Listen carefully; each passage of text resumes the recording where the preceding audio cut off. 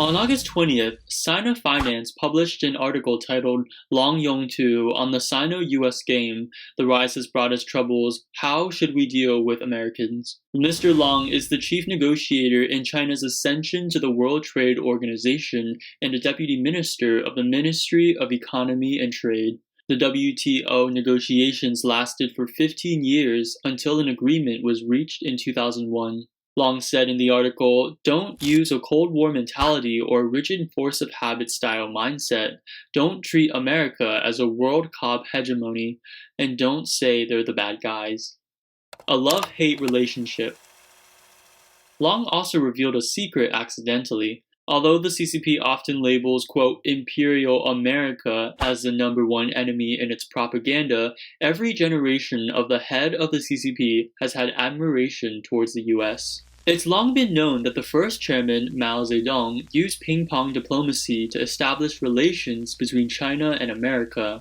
Mao once said, quote, "The Sino-American relationship is like a key. All other problems will be resolved with this key."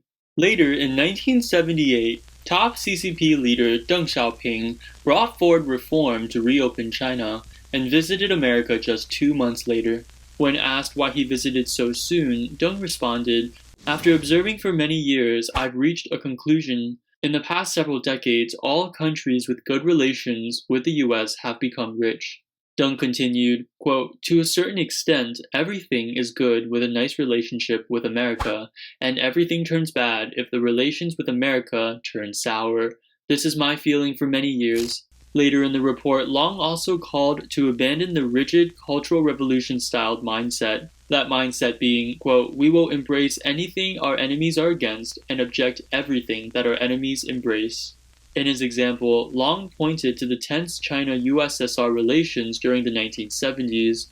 While the USSR often proposed to cut military force and relax tensions, the CCP was resolute in objecting on those two proposals. Quote, "Looking back, it was a bit laughable. What's wrong with cutting military force and relaxing tensions?"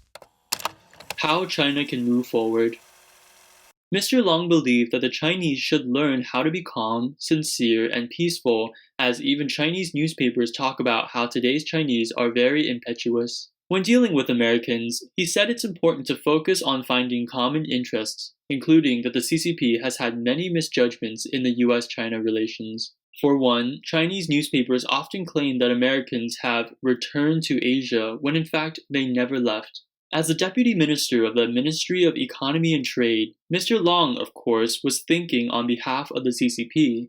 The CCP has actually violated many international protocols and sabotaged the order of global civilization, especially when stealing intellectual property. The CCP has also supported Huawei and BGI to steal technologies from other countries. Analysts say that the conflict between the US and China doesn't only stem from cultural differences, but also from contrasting political systems and ideology. This can be seen in Yang Jieqi's request for dialogue with the US, only to be declined by President Trump. Yet Yang's recent visit to South Korea may be his latest effort to see if South Korea could facilitate a meeting between China and America. Analysts believe that the timing of Long's article was not coincidental, as its purpose would be revealed later.